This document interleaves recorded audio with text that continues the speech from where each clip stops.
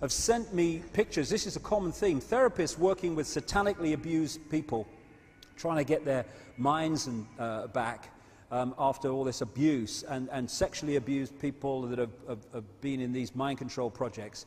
And it's a very consistent theme that when these people who've been victims of this, they use a lot of drawing to try to draw out their memories. Again and again, what they draw are people with reptilian eyes. These are actually drawn by a satanically abused person, and these were sent to me with their permission by their therapist. Again, Roman Polanski was talking from knowledge, shall I put it, when he made that film Rosemary's Baby in the 60s with Mia Farrow. And for anyone who doesn't know about that, if you can get hold of a copy, it's worth watching. Mia Farrow is pulled in unknowingly because they want her to interbreed with one of these non-human entities to give birth to a child of the bloodline.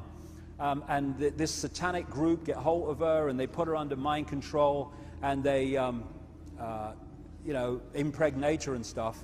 And towards the end of the film, when she starts to realize what's going on, she goes into this apartment where it all went on. Her memories start to come back, and she sees the baby she gave birth to in a non-conscious state, and you have a quick flash of it in the movie, and it's a reptilian baby with reptilian eyes. Well, Polanski should know, let's put it that way. You know, they read in the Bible that, you know, we're all going to land in a lake of fire, and this and that. So that's baloney. Beside that, he said, spirits now, even spirits, they have the capacity now to outlive fire. He says, you don't believe it, go to India or some of those countries where they have firewalkers. And it's done by the power of even spirits. These people are energized by even spirits, so they can walk on those hot coals without burning themselves. បាទឥឡូវសូមលោកពូអញ្ជើញមកភ្លើងហុយតែម្ដងបាទអូកំពុងឆេះតគូតកើតែម្ដងបាទបាទសូមអញ្ជើញបាទ1 2 3អប់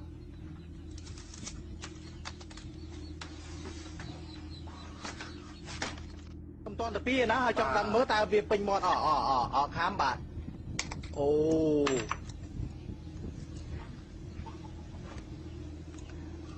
បាទ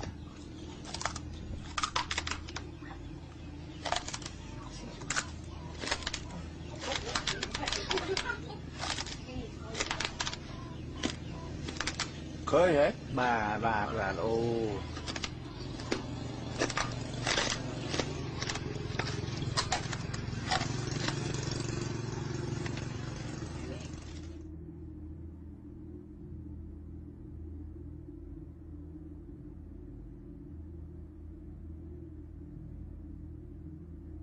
My children disclosed just sexual abuse in early 1993. They were masturbating. They were pulling their pants down at the supermarket. They started having oral sex with my St. Bernard, inserting pens and pencils into the dog's rectum. The behavior got worse and worse and worse. I woke up one morning.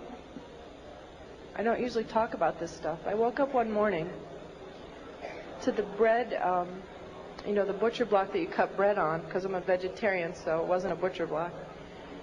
And there was a huge bread knife in the middle of the butcher block with a big pool of ketchup in the middle of it. And that was on my kitchen table. And I said to my children, what is this? Who did this? What does this mean? And my son John said, Mom, this is some of the things that we have to see and that have been done to us. I knew I had a big problem, and I had no idea what it was called. I called all over the country. I had children's drawings for the police. My husband was under arrest for sodomy and oral sex with my children. And I had all kinds of drawings that had circles and people with, there was black candles always in the middle of these tables, and all this oral and anal sex pictures. And I went to the Catholic Church and I said, I don't know what this is, but it seems to me these drawings are significant. There are all kinds of symbols I don't understand, and devil heads and goats heads, and I had no idea I did not know what satanic ritual abuse was. Church asked me if I ever had a psychiatric exam. And I said, actually, I'm completely sane. I just know that there's symbols in these pictures. No one would help me. Even though there was a prosecution going on, they said if you ever bring up satanic ritual abuse, your credibility is lost and you'll just be a kook and it doesn't exist and it's not organized in America. Just focus on child sexual abuse. So I took my children to a child sexual abuse hospital. And while they were being treated, and I had legal custody of my children, and my husband and his lawyers and the judge found out my children were in an expert hospital, they confiscated my house, everything I've ever owned, from my baby pictures to my clothes. I walked away with literally the clothes we had on our backs. Took my cars, my federal post office box mail, my income, my assets. I lost everything by taking my children to an expert on child abuse. It was trying to stop me from what my children could disclose from being uncovered, to try and just break that we had no assets to have my children have medical attention. The children being treated for sexual abuse, and I had provided all the documentation. And one day the doctor said to me, I need you to come into my office. She said, this is a classic case of SRA. I had no idea. I mean, SRA, is that like an Irish Republican Army thing? I don't know what SRA is. She said, satanic ritual abuse. And she showed me the drawings that the children were doing in her office, and they were of blood sacrifice, of people cutting their arms and dripping blood in chalices, of chalices with devil heads, and on and on and on. It includes group sex. It includes children being killed. Because I'm only one person, and my life has been annihilated, although I have to say it's being rebuilt for the better. But John and Ben, my boys, are 11 and 8, and have lived for 15 or 16 months in the home of a satanic abuser who has been documented as a member of a cult, who 25 people and the state's attorney in Connecticut are investigating and have substantiated sexual abuse and the cult. And yet the governor and no one has been acting to protect my children. So it makes me wonder just how high this goes. But I'll tell you a story about a little boy that affected my life, and I guess it's besides John and Ben, who I always think about and who I want to stop this from ever happening to another child again. I heard a story about a little 8-year-old boy. His mom had taken him to protect him, and they were found. And I had been underground for 3 years, by the way. The mother and this little boy were found. The little boy was taken to a basement. He was crucified alive. First he was skinned. When they torture the children, it causes a physical reaction of the endomorphins in your body to just increase because of the terror and the pain. So when the Satanists drink the blood, they actually get like a chemical, a high, like a drug high from the blood of a tortured victim. And this little boy was found in the basement dead, with no blood, skinned alive and crucified. Keeping them honest tonight, potentially hundreds of military employees and contractors who may have bought child pornography online but haven't been prosecuted or even in some cases investigated. That's right, you heard me, child pornography. As many as 1,700 names, according to a U.S. senator, on a list of 5,200 from an internet sting operation overlooked the first time around 4 years ago. Only now are they supposedly getting a second look, and only after pressure from investigative reporters and the U.S. senator you're about to hear from, Republican Charles Grassley. The Pentagon porn story began in 2006. An Immigration and Customs Enforcement child pornography sting operation called Project Flicker produced payment records of about 5,200 people, many of whom provided Army or fleet zip codes or military email addresses. Subsequently, the Pentagon's investigative branch, DCIS, began going through the ICE list to identify who actually was a DoD employee or a contractor. The investigation, however, only ran for 8 months and only cross-checked some 3,500 names for Pentagon ties, according to a senator. According to DCIS documents revealed in a Freedom of Information Act request, out of that 3,500, investigators uncovered 264 employees or contractors, including staffers for the Secretary of Defense and contractors at the NSA. 9 people had top security clearances. But only about 20% of those 264 people were completely investigated. Fewer still were prosecuted, and after about 8 months, the entire probe was halted. It left about 1,700 names totally unchecked, 1,700 alleged kiddie porn customers, an unknown number of whom may still work in some capacity for the Defense Department. Late last summer, after investigations by the Boston Globe and Yahoo News revealed the figures, a Pentagon spokesman promised to reopen the investigation, conceding that DCIS had stopped due to lack of resources. DCIS says it is now revisiting all 5,200 names, telling Senator Grassley's staff they've now identified 302 employees or staffers. The Pentagon's IG telling us, and I quote, any suggestion that the DoD Office of Inspector General or its criminal investigative arm, the DCIS, is not taking Operation Flicker and the issue of child pornography seriously is in error. But Senator Grassley says he is still not getting the cooperation he needs from this Pentagon. I spoke to him earlier.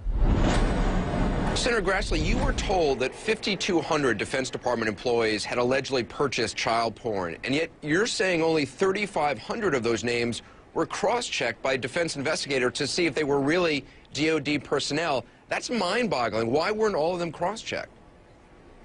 Well, we don't have an answer to that question, but it's quite obvious that the other 1,700 should have been cross-checked, and that's one of the answers to my questions that I want answered, and the implication of our questions is they ought to be cross-checked.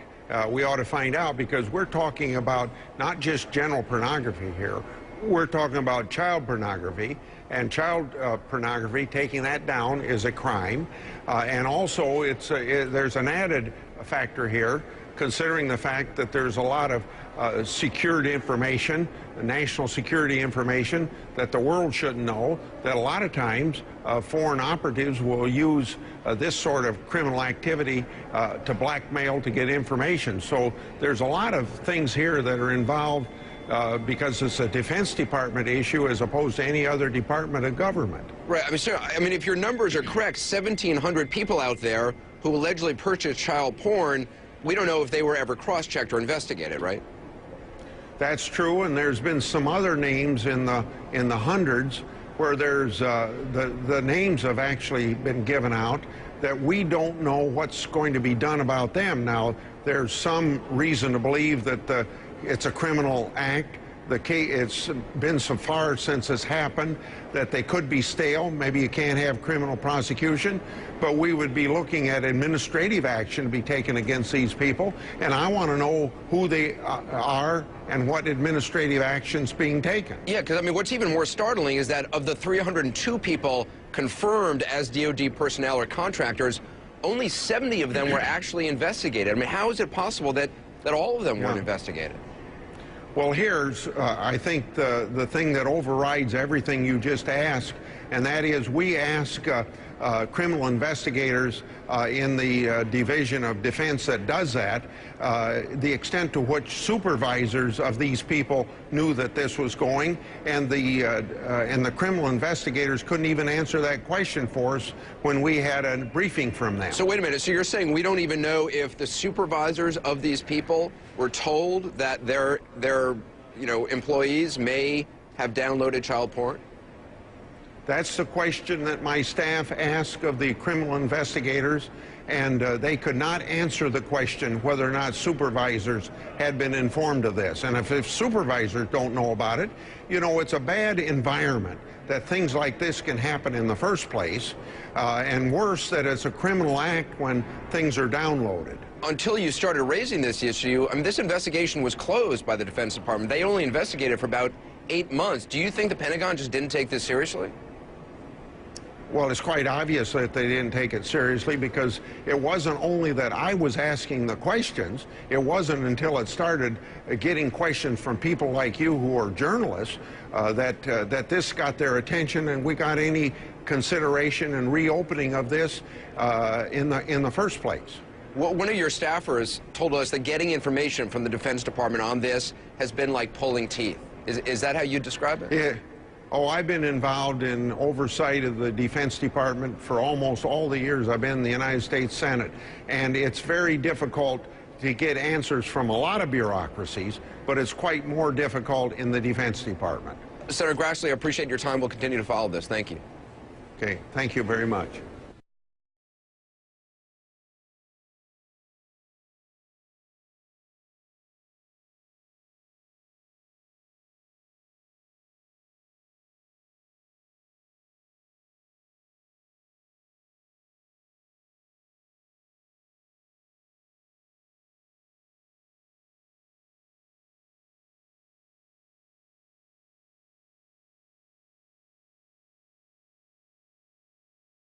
trying to get their minds back after all this abuse, and sexually abused people that have been in these mind control projects. And it's a very consistent theme that when these people who've been victims of this, they use a lot of drawing to try to draw out this, to give birth to a child of the bloodline. And this satanic group get hold of her and they put her under mind control, and they, you know, impregnate her and stuff. And towards the end of the film, when she starts to realize what's going on, she goes into this memories. Again and again, what they draw are people with reptilian eyes. These are actually drawn by a satanically abused person, and these were sent to me with their permission by their therapist. Again, Polanski, Roman Polanski,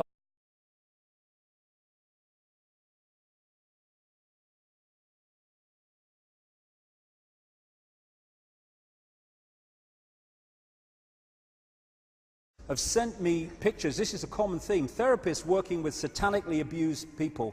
Polanski was talking from knowledge, shall I put it, when he made that film Rosemary's Baby in the 60s with Mia Farrow. And for anyone who doesn't know about that, if you can get hold of a copy, it's worth watching. Mia Farrow is pulled in unknowingly because they want her to interbreed with one of these non-human entities.